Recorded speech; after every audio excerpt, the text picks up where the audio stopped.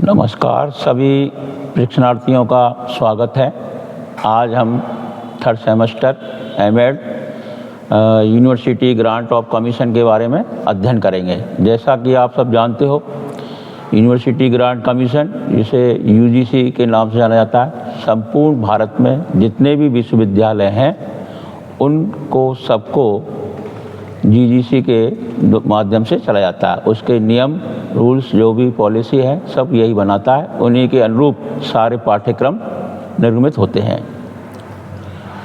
जैसा कि आप जानते हो कि विश्वविद्यालय अनुदान आयोग के बारे में जो विश्वविद्यालय के लिए जो उद्देश्य हैं और जिन पर कार्य किए जाते हैं, उन पर आज हम चर्चा करेंगे। जितने भी विश्वविद्यालय होते हैं वे सभी अनुदान जो उनको मिलता है वो सब इसी यूजीसी के अंतर्गत आते हैं। इन्हीं अनुदान पर और छात्र छात्राओं या परीक्षार्थियों से जो हमें आय मिलती है या शुल्क के रूप में प्राप्त होता है, उससे विश्वविद्यालय क्रियान्वित होते हैं या सफल होते हैं या चलाए जाते हैं। उच्च शिक्षा का समन्वय, यूजीसी विश्वविद्यालयों के कार्यों का समन्वय, ये सब विश्वविद्यालय अनुदान आयोग के द्वारा किया जाता है। जैसे मानकों का निर्धारण, जितने भी मानक निर्धारण होते हैं उनको भी यूजीसी के द्वारा ही निर्धारित किया जाता है। उच्च शिक्षा के मानकों का निर्धारण और अनुरक्षण करता है।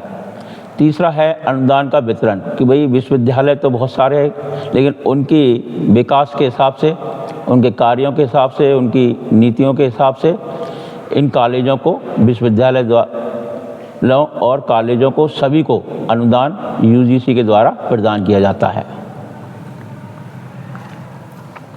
यूजीसी द्वारा मान्यता प्राप्त केंद्रीय विश्वविद्यालय भी आते हैं, राज्य के विश्वविद्यालय भी आते हैं और निजी विश्वविद्यालय भी आते हैं। केंद्रीय विश्वविद्यालय जो केंद्र सरकार के अधीन होते हैं और राज्य विश्वविद्यालय जो राज्य यानी स्टेट के अधीन होते हैं, और निजी विश्वविद्यालय जिनका किसी निजी व्यक्ति के हाथ में अधिकार क्षेत्र होता है। केंद्रीय विश्वविद्यालयों में जो कुलपति वगैरह होता है वो केंद्र से होते हैं, या लॉ के जैसे विश्वविद्यालय होते हैं उनका जो सुप्रीम कोर्ट के जो मुख्य न्यायमूर्ति होते हैं वो संभालते हैं। एकेडमिक के जो होते हैं उनके लिए निर्धारित किए जाते हैं राज्यपाल द्वारा, या फिर उपराज्यपाल केंद्र जो होते हैं उनके द्वारा निर्धारित किए जाते हैं। राज्य विश्वविद्यालयों में जो राज्यपाल होते हैं उनमें कुलपति निर्धारित किया जाता है, और निजी विश्वविद्यालयों में निजी व्यक्ति जो होते हैं उनकी एक समिति होती है, उनके द्वारा ही उसमें कुलपति निर्धारित किया जाता है। केंद्रीय विश्वविद्यालय केंद्र सरकार द्वारा जो स्थापित किए गए हैं उसमें अधिकतर जो पॉलिसियाँ होती हैं यानी नीति होते हैं या नियम होते हैं, या छात्रों के या छात्राओं या परीक्षार्थियों के या आपके तकनीकी शिक्षा, इनके विकास के लिए जो नियम बनाए जाते हैं या योजनाएं बनाई जाती हैं वो केंद्र सरकार के अधीन होती हैं। जबकि राज्य विश्वविद्यालयों या राज्य के कॉलेजों में जो नीतियां या जो पाठ्यक्रम बनाए जाते हैं उनमें अधिकांश भूमिका राज्य सरकार की होती है। इसको देखते राज्यपाल ही हैं, उनके द्वारा जो नियुक्त कुलपति होता है वो देखते हैं, और उसके अधीन रजिस्ट्रार जिसे कहते हैं, कुल सचिव वगैरह होते हैं, वो इसका अनुपालन करते हैं, प्रोफेसर वगैरह जो होते हैं, और नए नए सृजनशीलता के आधार पर, तकनीकी के आधार पर पाठ्यक्रमों को बढ़ाया जाता है। जितनी अच्छी व्यवस्था होती है उसी के हिसाब से विश्वविद्यालयों को अनुदान दिया जाता है। निजी विश्वविद्यालयों में भी अगर वो अच्छे सरकार के नियम यूजीसी के या एनसीटी के द्वारा या एक लॉ जो होती है बार एसोसिएशन के द्वारा, अगर वो अच्छे नियमों के द्वारा कार्य करते हैं, छात्र छात्राओं को अच्छी सुविधाएं हैं, तो उनको भी ग्रांट दी जाती है। लेकिन ये सब व्यवस्थाओं पर और उनके पाठ्यक्रम पर और छात्र छात्राओं परीक्षार्थियों के विकास पर और सुविधाओं के आधार पर ग्रांट दी जाती है। इसके अलावा यूजीसी जो अनुदान देती है वो अनुसंधान पर विशेष ध्यान दिया जाता है, तो इसलिए इसको अनुसंधान अनुदान कहा जाता है। एक होता है विकास अनुदान, कि भाई कितना विकास हो रहा है, किस क्षेत्र में विकास हो रहा है, विकास के हिसाब से यूजीसी अपनी ग्रांट को निर्धारित करती है। तीसरी होती है छात्रवृत्ति योजना, जो छात्र अच्छा कार्य करते हैं, पढ़ने में सृजनशील होते हैं, योग्य होते हैं और अव्वल होते हैं उनको छात्रवृत्तियाँ भी दी जाती हैं। इसके अलावा छात्रवृत्ति में ये भी ध्यान रखा जाता है कि भाई कोई निर्धन परिवार से है, निर्धन समाज से है या किसी भी रूप से वो पिछड़ा हुआ है, उनके लिए भी छात्रवृत्ति के लिए अनुदान व्यवस्था यूजीसी व्यवस्था करता है। अब अनुसंधान जहाँ तक बात है, इसमें शोध जो करता है, तो शोध का जितना भी पैसा खर्च होता है उसमें यूजीसी ग्रांट देता है, लेकिन पूरा तो पैसा नहीं देता, पूरी ग्रांट नहीं देता। उसमें कुछ राज्य सरकार या केंद्र सरकार भी वहन करती है, या मान लीजिए अनुसंधान के लिए वो किसी विदेश जाता है या अदर राज्य जाता है तो उसका खर्चा भी वहाँ की सरकार और स्थानीय सरकार दोनों मिलकर उठाती हैं। लेकिन इसमें अनुसंधान अनुदान में यूजीसी की सबसे महत्वपूर्ण भूमिका होती है। विकास अनुदान में जो विकास कार्य होता है, कॉलेज या विश्वविद्यालय कितना विकास कर रहा है पाठ्यक्रम के क्षेत्र में, तकनीकी के क्षेत्र में, छात्रों की सृजनशीलता के आधार पर, उनकी सुख सुविधाओं के आधार पर, उनके टूल्स वगैरह के आधार पर, या अपन कहें TLM वगैरह जो भी है उसके आधार पर विकास कितना किया है, उनके लिए कितनी सुविधाएं हैं, उसके लिए भी विकास के लिए भी अनुदान दिया जाता है। और छात्रवृत्ति वाली बात जैसी मैंने आपको बताई, छात्रवृत्ति तो इसमें कई क्षेत्रों में दी जाती है। अव्वलता के में जो पढ़ने में अग्रणी है, जिन्होंने कुछ सृजनशीलता के आधार पर कुछ सृजन करके दिया है, नवाचार कुछ किया हो, कुछ योजनाएं में देश या राष्ट्र या समाज परिवार के हिसाब से कुछ ऐसे कार्य किए हों, उनके लिए भी छात्रवृत्तियाँ दी जाती हैं। अगला है यूजीसी की गुणवत्ता आश्वासन, यानी यूजीसी एक गुणवत्तापूर्णता को आश्वासन देती है। भाई छात्र छात्राओं में या परीक्षार्थियों में या तकनीकी शिक्षा में कितनी गुणवत्ता है, वो राष्ट्र या देश या परिवार, समाज, राज्य, मानव उत्थान के हिसाब से कितनी गुणवत्तापूर्ण है। उसके लिए NASE और NAAC और गुणवत्तापूर्ण पुरस्कार जैसी व्यवस्था सरकार के द्वारा रखी गई है। NSAC में संस्थानों को मूल्यांकन और मान्यता करता है। NAAC एक जिसकी बेंगलोर में एक संस्था है, इसको ये अपनी गुणवत्ता को पहचान के लिए, उसका मूल्यांकन करने के लिए, उसका आकलन करने के लिए गुणवत्ता के आधार पर एक प्रकार से उनको नंबर देता है, यानी ये किस श्रेणी में आते हैं उस श्रेणी निर्धारित करता है। उस श्रेणी के आधार पर गुणवत्ता का पता लगाया जाता है। जिसकी जैसी सुविधाएं हैं, कितना उसने सृजनशीलता के आधार पर या गुणवत्ता के आधार पर या तकनीकी के आधार पर या समाज सुधार के आधार पर या मानव सुधार या मानवता के लिए क्या कार्य किए हैं, वो सब केवल शिक्षा तक ही नहीं है, पूरे समाज, परिवार, मानवता से भी जोड़ा गया है कि मानव की कितनी उन्नति हुई है। एक देश हमारा संगठित होने जा रहा है कि नहीं जा रहा है, हमारा लोकतंत्र मजबूत हो रहा है या नहीं हो रहा है, लोकतंत्र में क्या शिक्षा दी जा रही है, लोकतंत्र के हिसाब से ग्रामीण विकास के आधार से क्या शिक्षा दी जा रही है, समाज के विकास के हिसाब से क्या शिक्षा दी जा रही है। इन सभी चीज़ों को ध्यान में रखते हुए NAAC के आधार पर इनको एक आकलन किया जाता है, जिस पर इनको एक पोजीशन दी जाती है।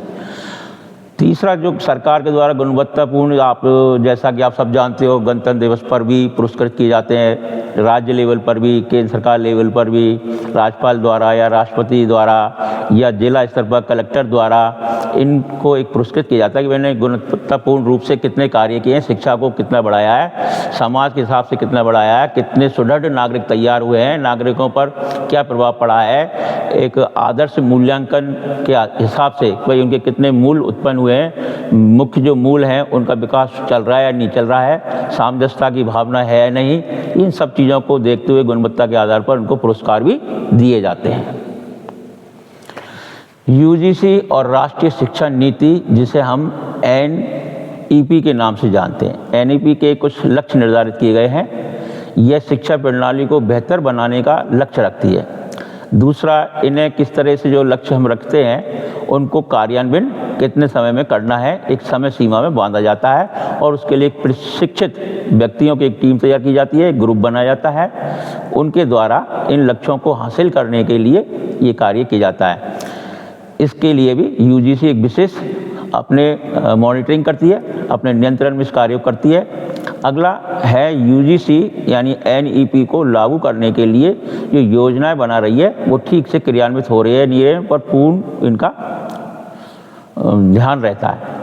अगला है यूजीसी की भूमिका, और इसमें और क्या भूमिका निभाती है एनईपी के लक्ष्यों को प्राप्त करने के लिए, आगे बढ़ाने के लिए इसमें यूजीसी की महत्वपूर्ण भूमिका रहती है।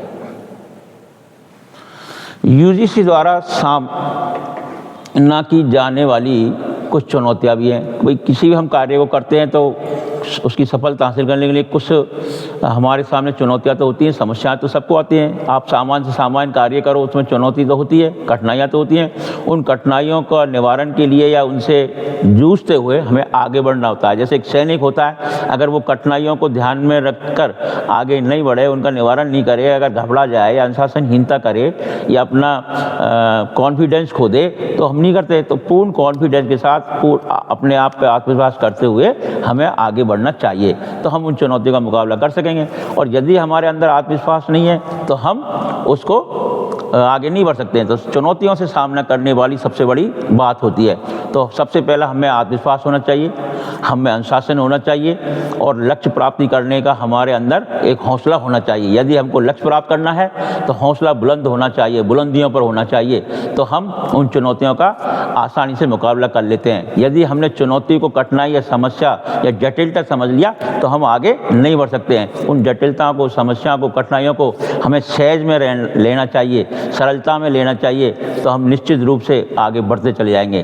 तो जैसे कि पहली समस्या कोई भी शिक्षा के क्षेत्र में या शिक्षण के क्षेत्र में या प्रशिक्षण के क्षेत्र में या तकनीकी के क्षेत्र में जो सबसे पहली जो समस्या आती है या हम जिसे चुनौती कहते हैं, वो आती है हमारी वित्तीय संबंधी। तो वित्तीय संसाधन हमारे यहाँ ज़रूरी नहीं है कि संपूर्ण रूप से सभी जगह हासिल हो जाए। गांव, ढाणी, कस्बा, इनमें तो और भी ज़्यादा समस्याएं रहती हैं। ऐसी ऐसी जगहों पर भी कॉलेजें खुली हैं जिन्हें हम कस्बा कहेंगे, तो वित्तीय ऐसी समस्याएं आती हैं। तो इन वित्तीय समस्याओं के समाधान के लिए भी जो एक बहुत बड़ी कमी है या चुनौती जो है, इसके लिए भी हम अपने आत्मबल, आत्मविश्वास पर और देश या राज्य या राष्ट्र के लोगों के सहयोग से और यूजीसी के सहयोग से इन चुनौतियों का हम मुकाबला करते हैं। दूसरी समस्या आती है गुणवत्ता नियंत्रण, कि भाई आज हर व्यक्ति को, हर छात्र को, हर छात्रा को या प्रशिक्षणार्थी को गुणवत्तापूर्ण शिक्षा चाहिए। तो उस पर नियंत्रण जब तक हम नहीं रखेंगे तो हम गुणवत्तापूर्ण शिक्षा नहीं दे पाएंगे। तो सबसे बड़ी बात है नियंत्रण, अर्थात अनुशासन।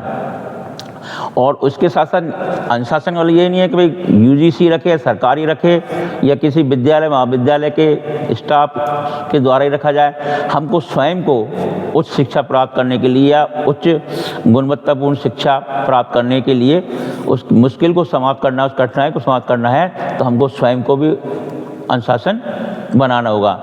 तीसरी जो चुनौती आती है वो आती है राजनीतिक हस्तक्षेप। कई बार जब हम कार्य करते हैं तो आज राजनीतिक हस्तक्षेप होने की वजह से भी हमको कई बार हमारे कार्य को कार्यान्वित करने के लिए या आगे बढ़ने के लिए राजनीतिक हस्तक्षेप की वजह से भी समस्या आ जाती है। जैसा कि उदाहरण के लिए आप देखते हो, जैसे कई बार मेडिकल कॉलेज खुलती हैं या लॉ कॉलेज खुलती हैं, उनमें राज्य सरकार द्वारा एनओसी लेने में महीनों लग जाते हैं, एनओसी नहीं मिल पाती है। तो ऐसी ये समस्या है, इसको राजनीतिक हस्तक्षेप कहते हैं। तो इनसे भी राजनीतिक हस्तक्षेप को इस पर यह है कि भाई हमारे जो भी नियम है, सरकार के जो नियम है, कानून है, उनका हमें अच्छे से पालन करना चाहिए। और यदि हम उन नीतियों का पालन अच्छे से कर रहे हैं तो हमें कोई नहीं रोक सकता है। हमें वो बाधा ही नहीं आएगी। बाधा कब होती है? जब हम नियमों के विरुद्ध चलते हैं। तो इस हस्तक्षेप वाली जो समस्या है वो स्वयं हम उत्पन्न करते हैं। नाम हो जाता है सरकार का या राजनीति का, आगे राजनीति हो गया, लेकिन हम अगर नियमों के अनुसार चलें तो ये समस्या हमारे लिए सहज हो जाती है। ये बहुत बड़ी समस्या नहीं है। भविष्य की दिशा के हिसाब से जो निष्कर्ष निकल के आते हैं यूजीसी के, भाई यूजीसी सहयोग तो खूब करती है और पूर्णतः भारत में तो गुणवत्तापूर्ण शिक्षा पर बहुत विशेष ध्यान दे रही है, अच्छी मॉनिटरिंग कर रही है। हम अपने उद्देश्य और लक्ष्य को ठीक से हासिल कर सकें और आज हम विश्व में काफ़ी आगे बढ़ चुके हैं। विकसित राष्ट्र की श्रेणी में वो समय दूर नहीं है कि हम कुछ ही क्षणों में या कुछ ही दिनों में होंगे।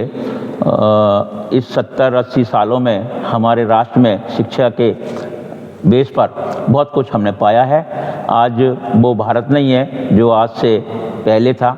कल का भारत नहीं रहा, आज का भारत हमारे शिक्षा में, गुणवत्तापूर्ण शिक्षा में या तकनीकी में बहुत आगे पहुंच गया है। इसलिए यूजीसी को उच्च शिक्षा में सुधार के लिए काम करना होगा। इसे गुणवत्तापूर्ण पहुंच और समानता पर ध्यान देना होगा, सभी को समान रहना पड़ेगा। इसीलिए इसको देखते देखते भी समावेशी विद्यालयों की भी स्थापना है, और जहाँ तक छोटी कक्षा से लेकर हायर क्लास तक भी आजकल समावेशी देखा जाता है। सारा भेदभाव खत्म हो गया है, और यही कहेंगे कि निष्कर्ष रूप में और इन चुनौतियों का समाधान करना होगा और भविष्य की शिक्षा को बेहतर बनाने के लिए मदद करना होगा। धन्यवाद।